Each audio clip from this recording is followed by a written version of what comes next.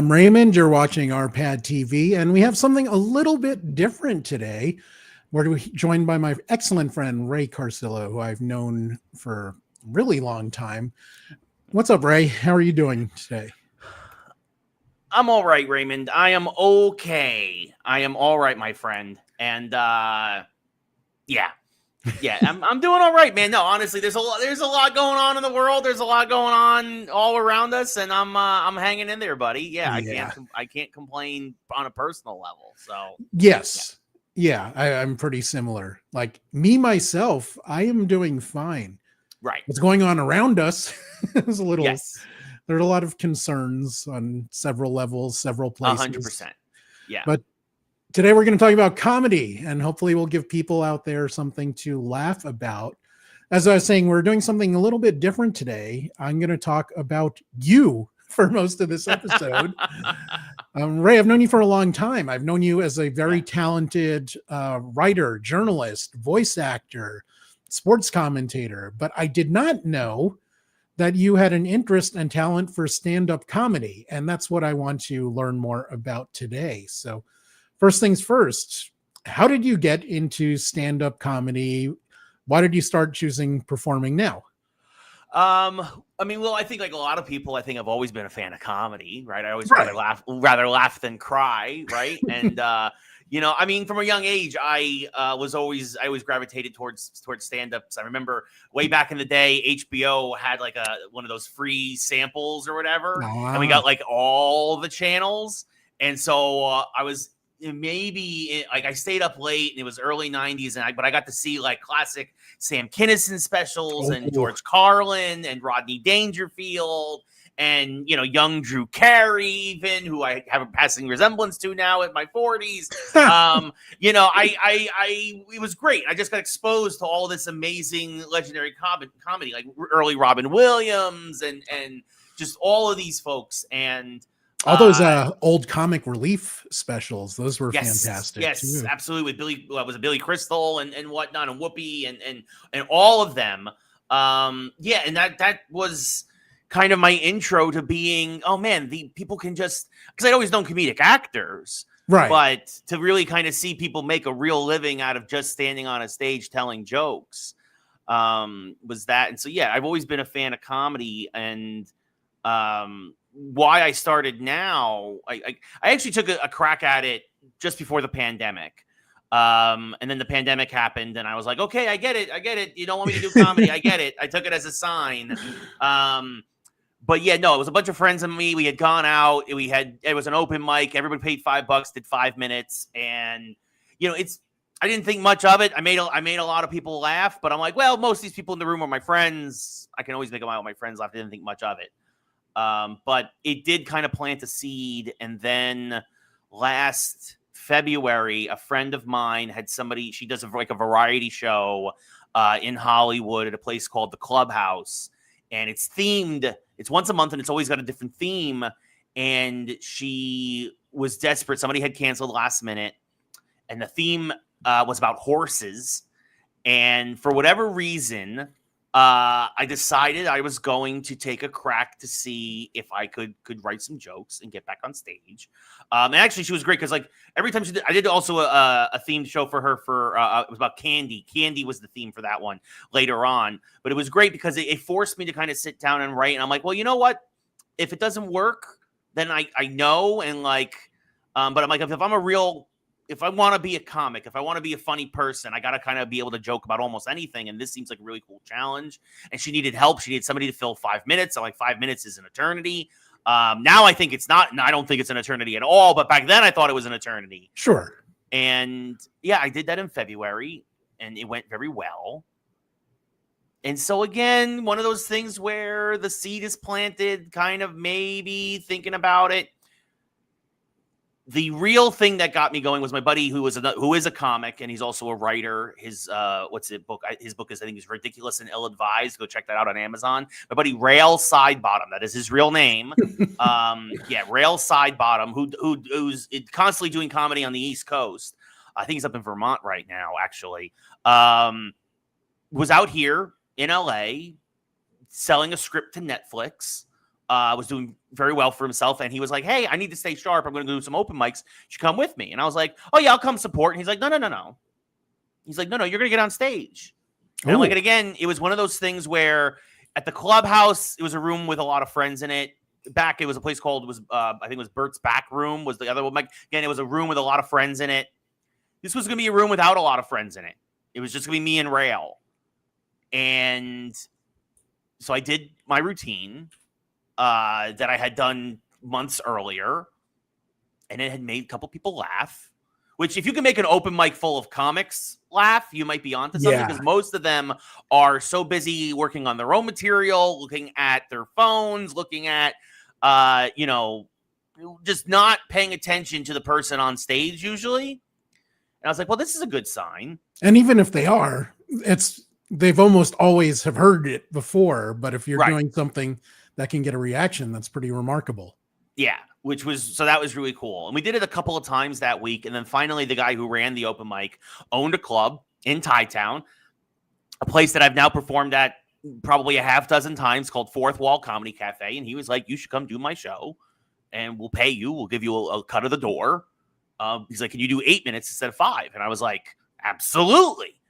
And then it's all been on, and that's how it got started. And then after that, somebody was like, "You should come do Flappers. You should come do the Comedy Chateau. You should come do the Ha Ha. You should come do the Ice House." And now somebody's like, "You should come back east and do this show in Brooklyn that you're doing in end of October." And so it's just been, and that was now 14 months ago, so super cool. Yeah, it's just kind of snowballed. So I've always had that itch. A long answer. It's my origin story, so it's a long answer to a short question. But yeah, that was kind of something. I've always loved comedy, and it was something I've always wanted to do. And I have writing experience, and also performing in other ways. And now it just kind of came together in this. So that's awesome. So that's your origin. You weren't bitten by a radioactive comic or something? No, we have a few of them out here in LA. Unfortunately, they usually just, it just causes riots and rabies usually. So we keep them off, usually in the West Hollywood area, we keep them over there. So yeah. Our friend Johan is waving at us saying hello. What is up, sir? I wanted to do a follow-up on what you were talking about at the end, because yes, I obviously know that you're a talented writer. I know that you have a great voice and you've performed in other ways. You're an accomplished voice actor, but was there something in stand-up, like bringing that all together? Was that a challenge for you? And did something click that made you figure out, oh, I have the individual components to put this together. Yeah. Now I have it. Now, was there a gotcha moment there? I mean, I think the biggest thing was just having the confidence to be able to perform my own writing, right? Like it's one thing to perform somebody else's writing, right? Like, because if it doesn't work, then you can blame some of it on your performance, but you can blame the writer, you can blame the director, you can blame a producer, you can find other people to blame. Stand-up comic has no one to blame but themselves. It's all you. Yeah. It's all me. Right. Exactly. And that's something that so there's a huge amount of accountability in it, that I don't think I was previously ready for necessarily. Right.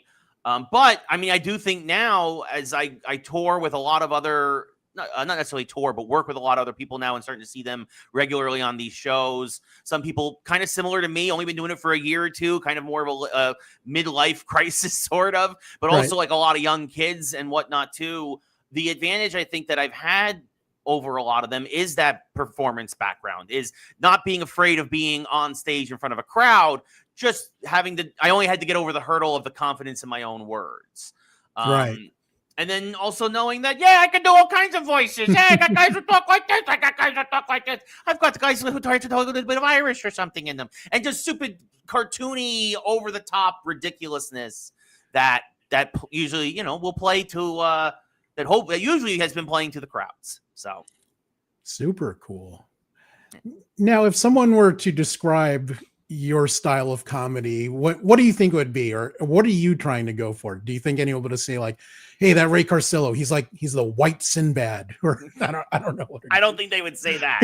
Okay. I do not think they would say that. That is for sure.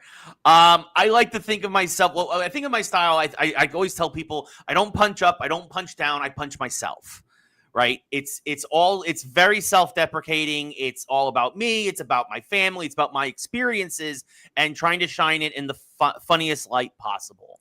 And so I kind of think of myself almost as like a Bert Kreischer crossed with like a Rodney Dangerfield in a weird way, right? Like I have the stories of Bert, but as probably as self-deprecating as Rodney was, right? It was always about no respect and Right. whatnot. So it's funny, the way you were describing it, the image I got in my head is like, oh, so you're kind of like you're a more upbeat Richard Lewis kind of deal. yeah, almost. Yeah. Yeah.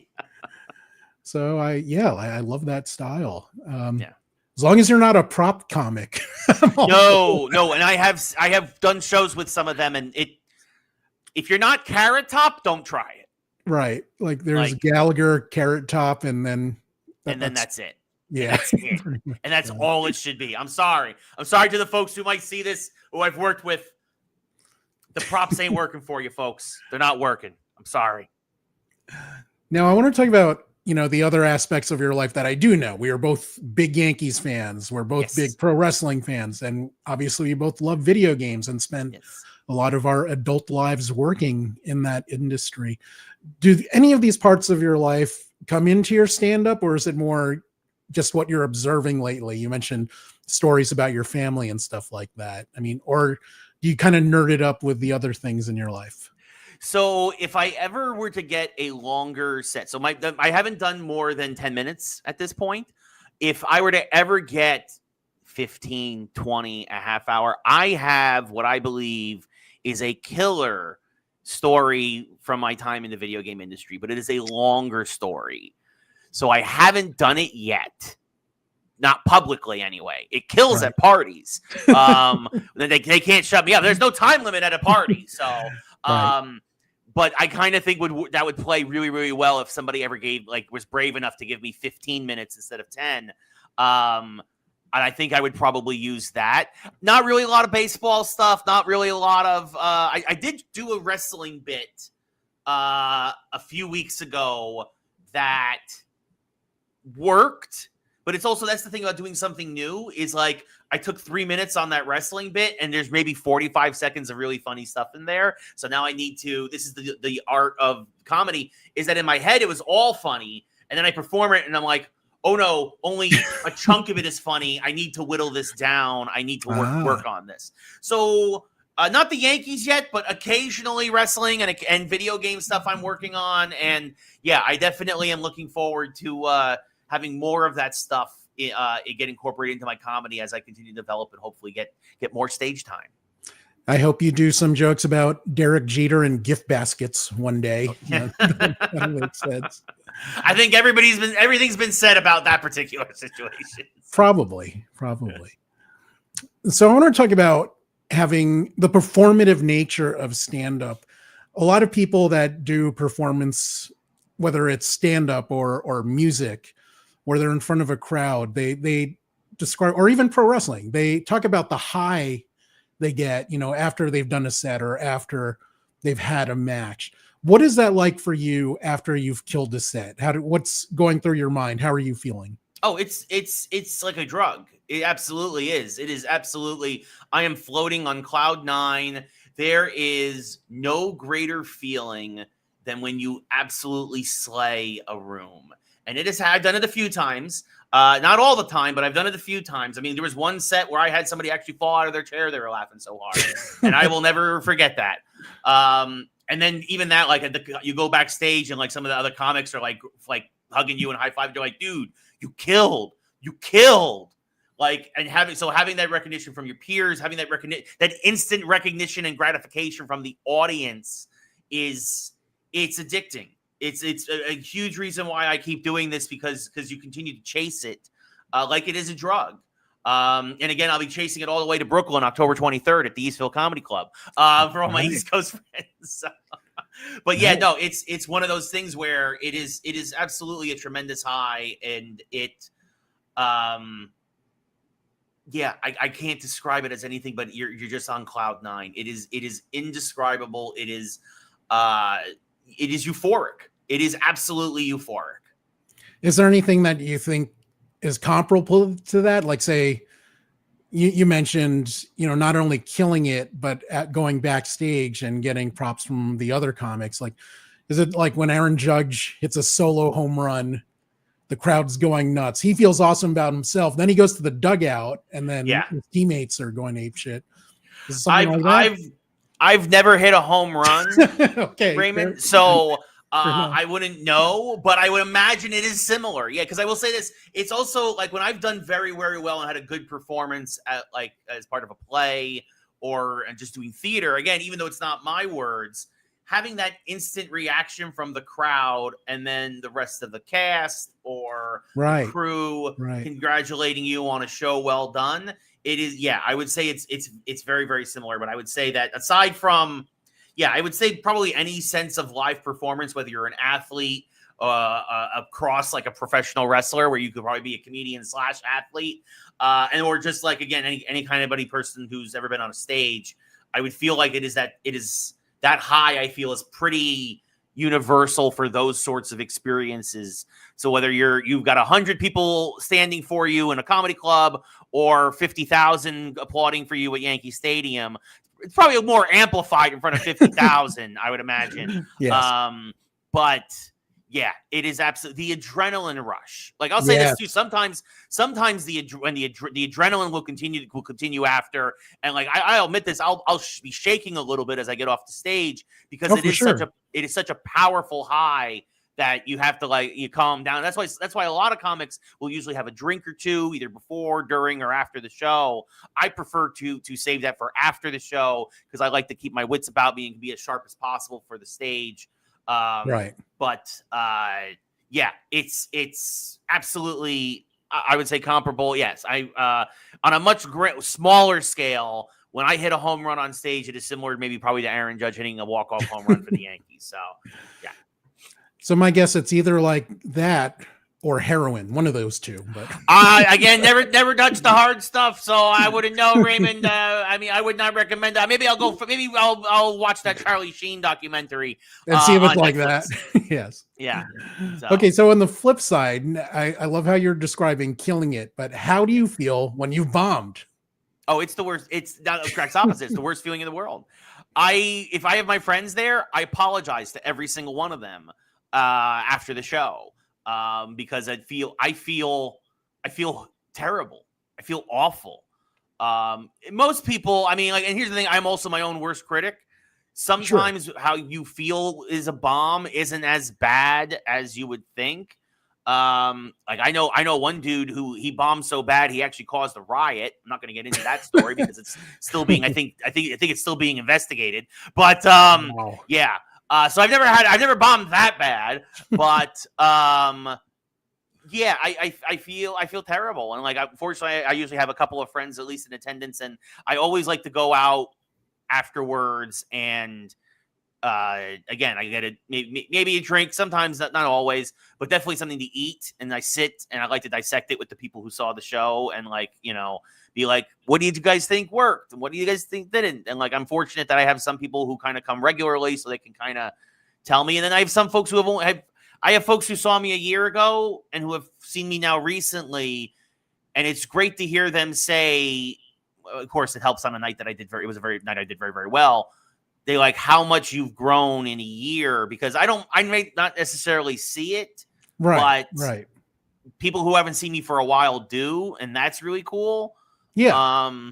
It's like not seeing your nephew in a year and then all of a sudden he's like a foot taller or something. Right. Exactly. So, but yeah, when I bomb, it's the exact opposite. It's terrible. I feel bad. I almost want to give my friends their money, take it out of my own pocket and give my friends their money back if they had to pay for the tickets. Cause it's just so, I feel guilty that I subjected you to what you thought was 8 minutes of horse manure. Right. And sometimes it's my own fault. Sometimes it's me trying to tweak things and make things different and change it up, and sometimes I should just leave it alone. That's the perfectionist in me. And then there's sometimes where, I try something new. And like I said earlier, the wrestling joke, there was like 45 seconds of funny stuff in there, but when it's drawn out over 3 minutes, it's not as great. Right. And, I apologize to the booker. Sometimes I apologize to the club, people at the club. But I mean, I've also, again, to that point, going back the other way, it's a great feeling when somebody you don't know, like who works for the club, who has seen a lot of acts and has seen, like my last set at the Ice House, the security guard came up to me and said, "You were funny, dude." And I was That's like, awesome. That's awesome. And I'm like, you've got to be seeing comedy all the time. Yeah. Like, so for them to come up that's like, even if I didn't feel great, right? Like it was an okay show, but for the security guard to be like, you were funny. Like, I'm like, okay, it might not have landed with everybody, but it landed with enough people. And that's the thing too, is that sometimes after I settle back down and even out, you kind of realize that sometimes not every joke is for every person. Of course. Now, when you were talking about destroying, you mentioned the guy falling out of his chair and how that's something that you'll never forget. When you bomb, how long does it take for you to shake that off? Or does it stay with you for a while? Is it just an overnight thing? I would say it's probably like an overnight thing, maybe a day or two, right? Usually a good meal and a good night's sleep, and I can kind of push past it, right? Start looking towards the next show, or shows, depending, and and I take it with a grain of salt. I'll usually try to get my footage, see what I did wrong, almost like an athlete, right? I'm going to watch the tape. What did I do wrong? What did I do right? And then and those feelings will come back when I realize what I've, looking back at what I did wrong. But you kind of have to push through it. You have to see what you did wrong in order to improve what you did right. And sometimes it's as simple, oh, you rushed, or oh, you flip-flopped this and it didn't work. Right. And sometimes it's sometimes it's little things. It's like a pitcher in baseball. Suddenly their arm gets out of whack and they're throwing their change up for a ball instead of a strike. Right. So it's a process, but it's definitely, I think you have to have going back to baseball, closer's mentality, right? Like you just look to the next show, you put it past you, you dwell on it a little bit again, just to kind of figure out what you did wrong. And then you do better. You go out and go try and do better next time. I always love that story about Norm Macdonald in his early days of stand-up. When he would bomb, he would purposely go out in front of the comedy club, shake hands with everyone and thank them for coming. But he only did that when he bombed. If he killed, he would just stay in the green room with his openers and the other comics and stuff like that. Yeah. So hopefully you could do that one day. I still think that's hilarious. Yeah. I mean, I'll say that's the one thing about doing some of these clubs is that a lot of times when the show lets out, people will come up to you and tell you how you did. Right. Most of the time they're very polite. Most of the time they tell you did a good job. And sometimes, and you can also tell when they are being just polite because they're like, "Oh, you did good." Where it has that tone of like, "It's so brave that you got on stage." So yeah, you kind of get that sense, but then you also know when people have had a really good time, and that's really cool. Do you ever have a really drunk person from the audience come up to you after a show and say anything good or bad? No, I think drinks are so expensive now that very few people get drunk at a comedy show anymore. Right? I think most people, I think most people are happy just to hit their 2-drink minimum, and then and they get maybe, I don't know, maybe some coconut shrimp or something, and they're good. And then they you don't see a lot of people get wasted at a comedy show anymore. I have seen them. That does happen. Right. But and usually what ends up happening is they get so wasted they kind of get taken away early or asked to leave, or they just stumble out and don't say anything to anybody. But yeah, I've not had somebody who's so drunk come up to me and say anything one way or the other. So early you talked about, watching HBO specials when you were a kid. You brought up Carlin, who is my goat. You brought up Dangerfield. Growing up, who were your influences, and how do you? I see a little bit of Kinnison in you with your delivery and your loudness. Oh, thank you. Yeah, I don't yell as much as Kinnison because I don't want to turn people off. I know people who try, and I'm like, oh, that's you're trying to be Sam right there. I see that. But definitely, I think trying with some of my observational stuff, even if it's about my family or whatnot, I definitely do. But I think Carlin is there for sure. Again, I'm not nearly as like political or anything like that. I don't have anything grand to say or, like George did. I mean, Rodney is obviously up there. Oh gosh. I mean, I've watched so many over the years. It's hard to say, but definitely those were guys that I idolized growing up. But also I need to say this, like, not just for stand-up, although to a degree, but also their performances. I'm also a huge Abbott and Costello and Three Stooges fan. Oh, for sure. Yeah. Like I look to those classics and the black and white era a lot of times for timing and for, I mean, just for playing on words. Like I would say some of my jokes that play on words and whatnot, it can harken back to watching Who's on First sketch, to watching, oh God, around the 80 around the world in a days. That's what it was with the Three Stooges and all their numerous shorts and things like that. And also watching stand-up late night hosts, Carson and Leno, and Conan and Letterman and all of them. So I would say it's not just. I should point out it's not just stand-up comedic influences. It definitely is comedic influences from all over. The performances of John Candy and his many movies, Uncle Buck and Spaceballs and whatnot. Right? I think those Ghostbusters, and again, just the sometimes the deadpan delivery of a Bill Murray, and like just I kind of just took it all in, and I'm sure somewhere deep inside there's little instances of all of that stuff that shapes the way I deliver a line or a joke or a sarcastic remark or anything like that. So, by the way, I'm super looking forward to the John Candy documentary. Me too. I think he's kind of been forgotten more than he should be. Yeah, I think that guy's a legend. We have a comment from Johan who says, one of the hardest aspects of doing comedy is that you never know what kind of crowd you're going to have. Very true. We all have a very individual sense of humor, so not everyone will understand every joke. Yes. Yeah. I mean, that's the hardest thing too, is to remind yourself.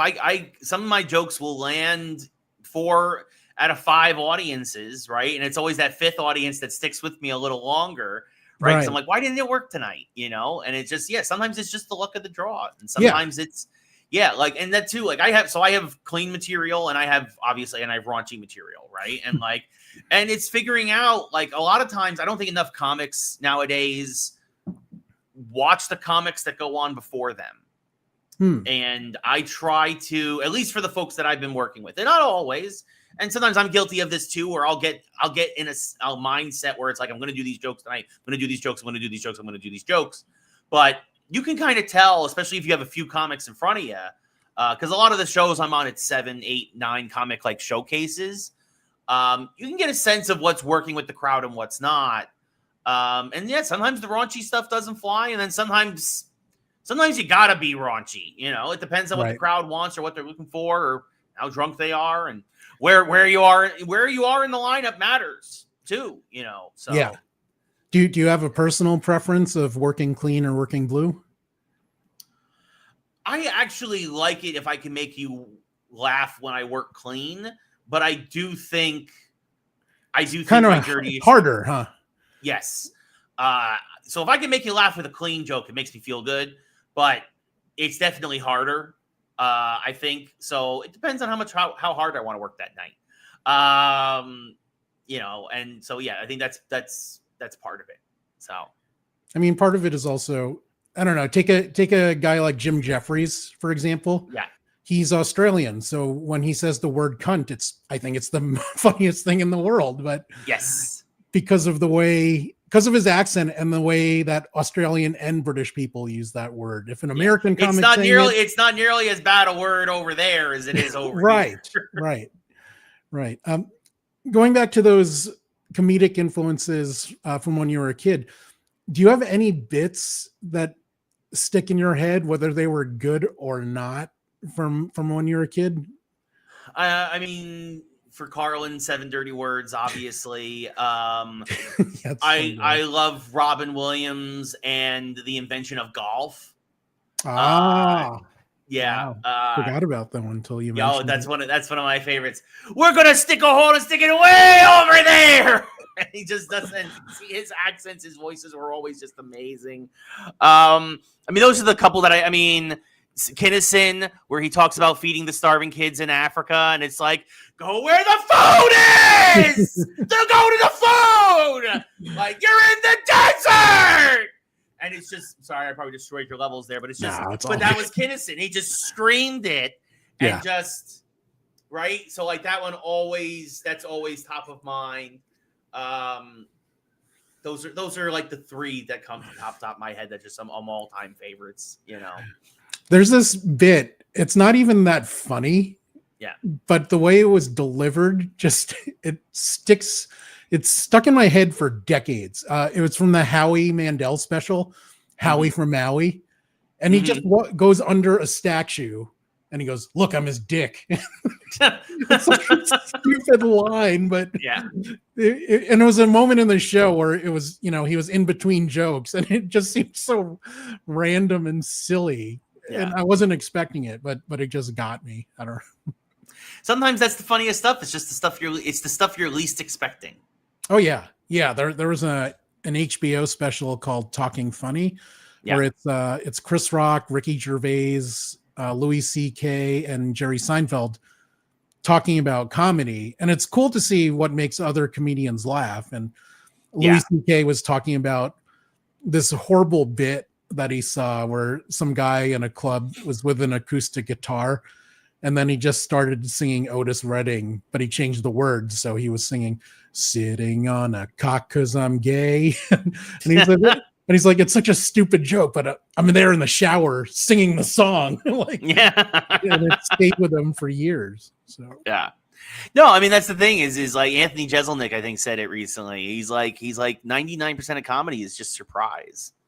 Just surprise and being catchy and being able to and it makes it memorable for people. It makes you laugh, but it also makes it more memorable because it makes an imprint on your brain. And I love that you brought up Jeselnik, also a big fan of his, and it's perfect segue to the next question. I wanted to talk about, you know, some of the younger or more current comedians. Who are some of the guys that you admire out there today that are killing it? Well, you know, it's funny because like I'm actually younger than all of them. But I think more like, people I guess would be my contemporaries. We're in our early 40s. Like Jeselnik is up there. John Mulaney's up there. Except for his horrible taste in women. That's a different story for sure. Nobody's perfect, Raymond. Goodness. I mean, look, if I had had all his money, I'd probably have horrible taste in women too. I don't know. But these are people who immediately I come to mind for me. Like Hassan Minhaj, I think, is up there. You know, and again, it's funny because we're all right around the age of 40. Because I was really thinking about this. I saw this question in the rundown, and I was like, I don't like any comedian under the age of 35. I mean, that's interesting. You're not a Matt Rife guy. Not a Matt Rife guy. I mean, that is the first comic I think of, and I think a lot of people probably think of when they think of comics under 35, right? But like, I'm like, Ron Funches is around my age, and I'm a fan of him. He's and awesome. Exactly. Like, and it's funny because I'm like, oh wow, all of these guys are right around my age, and I wonder if I gravitate towards them because we have the same humor, same sensibilities, and if I'm not a fan of comics who are much younger. With Funches, it's kind of not fair because he's a comics nerd. He's a wrestling nerd. So I mean, how can we not love this guy? I mean, the material's there. It's ready to go. He's awesome as King Shark. Yes. On the Harley Quinn show. Yes. He's so good. So I don't know. How old is Shane Gillis? Like, is he under 35? I don't think so, but I'm gonna Google it. Let's see. Yeah. I'm Yeah, gonna say 40. 37. 37. He'll be 38 later this year. So yeah, again, not under 35, right? Like Tom That's Segura is interesting. 46, right? Like a lot of these guys, Burt Kreischer, right? Like late 40s, right? Like I think Segura is 46. Anyway, like a lot of these guys, a lot of the big comics right now are all between probably 35 and 45 with or older, right? Yeah. Like obviously Like Maron is in Maron, his early yeah. 60s and stuff, right? Like Matt Rife is the exception of being a massive comic at a young age. And it's, again, I'm not the biggest fan of him because it's mostly crowd work. And it's for the TikTok audience, right? Yeah. Which, so again, is it am I the old man shaking my fist at the cloud? Maybe. I mean, I'll say this too. It's funny because when I'm doing sets, I do work with a fair amount of younger comics. There are a few, there are a lot of them out there who are under 30, and some of them are good. Some of them are good. They're up and comers. They're good. They're sharp. They're smart. And then some of them, they're trying to do. It's almost like comedy's coming full circle, and they're trying to do like old raunchy bits, and weirdly, like it's not working for them because nobody believes that the 23-year-old fuckboy, sorry, pardon my language, is like. Is having girlfriend problems and like, or at least the girlfriend problems that he's describing. So, it's interesting. I wrote this question, but I didn't really think of an answer to it in terms of who is good and young. And yeah, now that you mentioned, the first thought I had was Jimmy O Yang, but apparently he's 38 and he just looks younger because he's Asian. Yeah. Mark Norman is 42. I thought he was younger for some reason. No, me too. I thought him too. Exactly. Like all of these guys who are making waves now, you're also realizing, which it doesn't make me feel good because that means I'm going to be in my 60s before I actually break through. But like a lot of these guys have probably been doing this for not always, but 5, 10, 15, 20 years, right? Right. Like, but I mean, even though Maron's been doing it forever, he kind of bloomed late. So yes, you can have that, awesome second half, sure. Oh, absolutely. I mean, Maron on his podcast finale interview tour talked about working the club when Kinnison was there, right? Working the comedy store. Yeah, it was the doorman. He used to, he was the doorman, and he used to cut Sam's cocaine. Yes. I mean, I thought that was a hysterical story, but that's the thing. It's like it's one of those things where maybe in my 60s I'll really take off. Unless we keep doing specials like this, Raymond. We'll keep doing specials like this. Yes. I do find a rocket to my back. Some people don't realize how influential Pauly Shore's mom is to the comedy world. I mean, oh my gosh. Mitzi Shore and the comedy store, it's just how many legends have been born out of that club. That's still like, I still don't think I'm in the major leagues until I've performed at the Comedy Store, and I still haven't. Oh yeah. I mean, that's, to me, that's like the Yankee Stadium for comedy. Yeah. And I really do hope to catch you there one day. Fingers crossed. Yes. But I will see you before that, hopefully. Also fingers crossed. Yes. Yeah. But before we continue, I want to do some promo stuff. Guys, don't forget to like, subscribe, all that good stuff. Go to Ray's socials. He's Ray Carsillo on everywhere, but I have a direct link to his Instagram page on the Facebook and YouTube descriptions. If you want to help out our site, there are some awesome things going on at Proton, where you can get deep discounts on Proton VPN, Proton Mail, and other excellent Proton internet services that are awesome for your privacy. Or in this case, this Saturday is the first ESPN pay-per-view for WWE or PLE. Sorry, I forgot that they're called PLEs now. So if you don't want to pay ESPN, you can just get a Proton VPN subscription, set your location to, I don't know, England or somewhere, and watch the PLE through your Netflix. And this is legit because Stephanie McMahon did the same pitch on her podcast. So apparently it's cool with that family. We also have some cool shirts on Amazon.com. Give them a search here. We got some logo shirts. We have I Have Friends Everywhere. we have Certified Guapo, and we have this shirt of Filipino Americans, including Joe Coy, Olivia, Haley, and RPadTV. Just go to Amazon.com, search for RPadTV, and you will see all kinds of cool merch. It'll help out the site, help keep this show going, and it'll make me happy. And you'll look cool. Now back to Ray. As soon as I find the right button. Here we go. Yes. Now, possibly getting into a somewhat controversial topic, I wanted to talk about the Riyadh Comedy Festival. Oh, and, speaking of Joe Coy. Yeah, speaking of Joe Coy, there's a lot of heavy hitters in this. I think. Yeah. Who do we got? Bill Burr is going to be there. Bill Gabriel Burr. Iglesias, yeah, Dave Chappelle. Yep.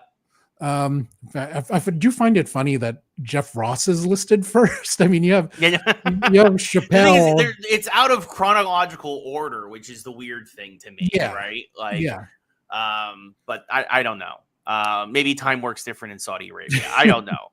Never been.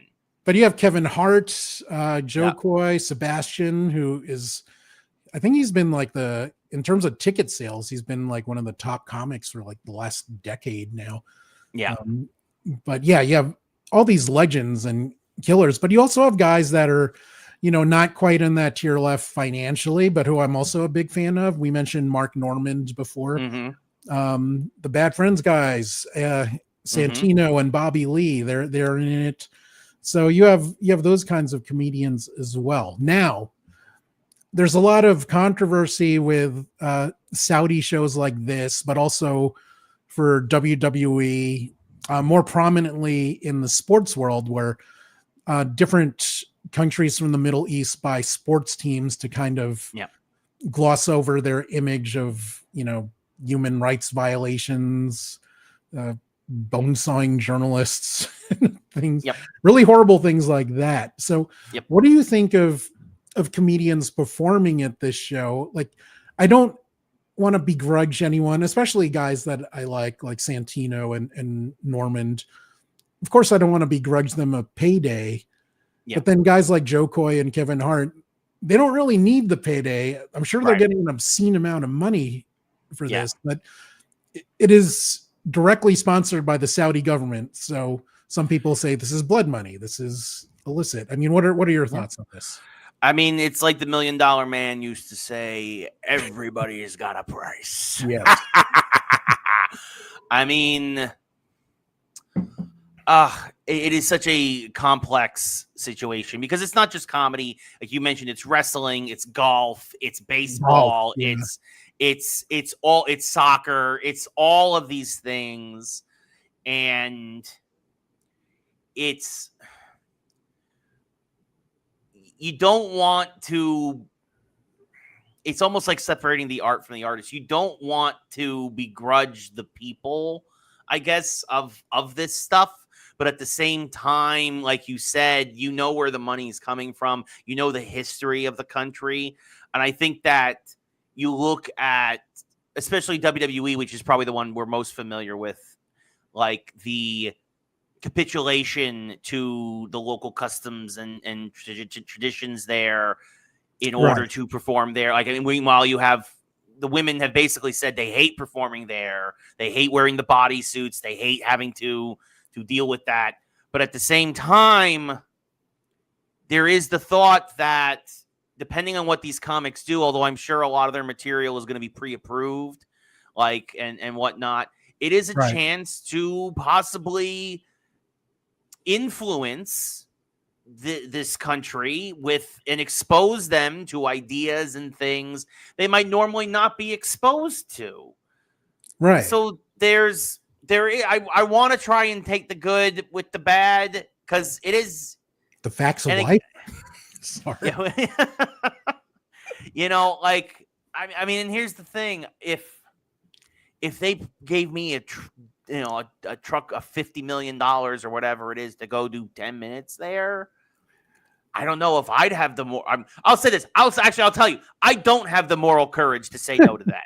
Right, for sure. Like I live in a crappy 1-bedroom apartment in LA. If they came up and gave me a dump truck full of money, I would have to take it.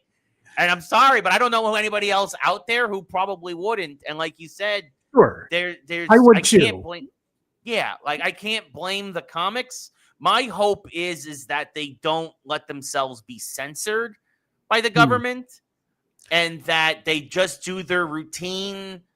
Because I think government censorship is bad on pretty much every level for the most part, right? Like, I Right. mean, you don't want to see obviously excessive violence and things of that nature. It's understandable, but like they shouldn't be censoring what people are saying. And I think that it's I'm curious to see what the routines are, how clean they are, Well, how clean they let's use Bobby Lee as an example, because his set involves like showing his asshole to the crowd. I yeah. don't think he's doing that in Saudi Arabia. Right. So it's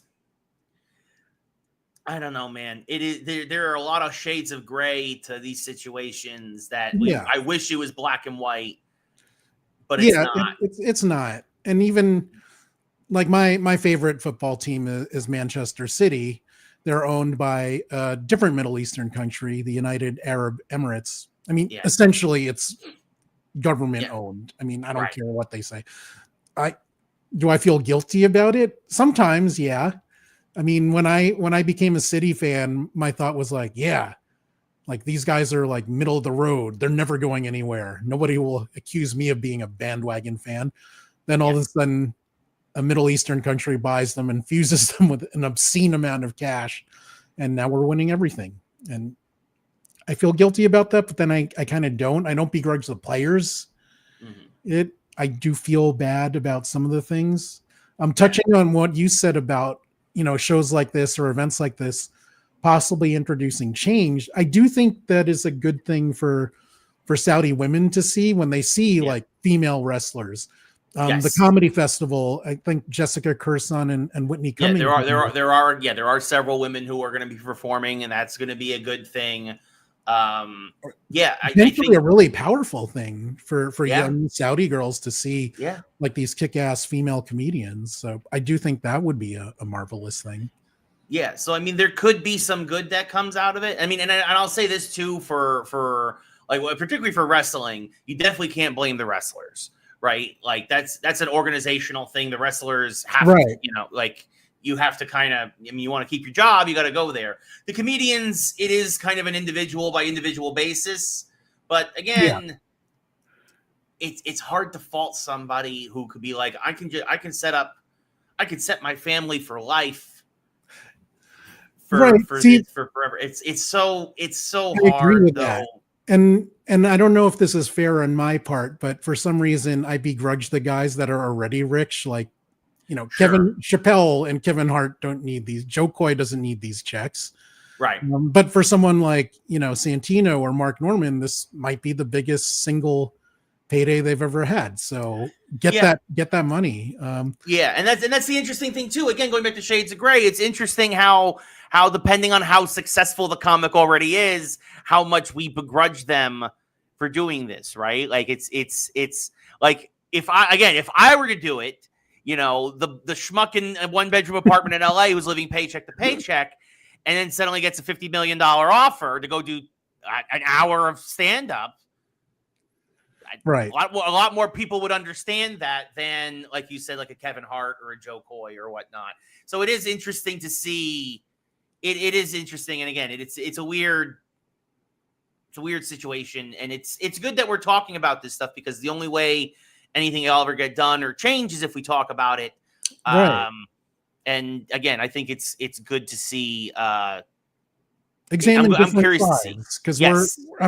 we're not necessarily right or wrong about any of this. These are just our 100%. thoughts It's now. shades. Everything's shades of gray. And if you disagree with it and you're against it, and maybe you go boycott these comics now, that's your choice. Right. If you don't care at all and this endears them to you, or whatever, that's your choice too. I'm just, using your hypothetical 50 million. If I got a gig like that, I would feel obligated to I don't know, do something with like at least 1 million of it to like a charity I like, 100%. And that's the other thing, right? Like I would probably donate some to Alzheimer's research in honor of my grandparents, and I would donate some to cancer in honor of my mom, and other things. And I can't do that now.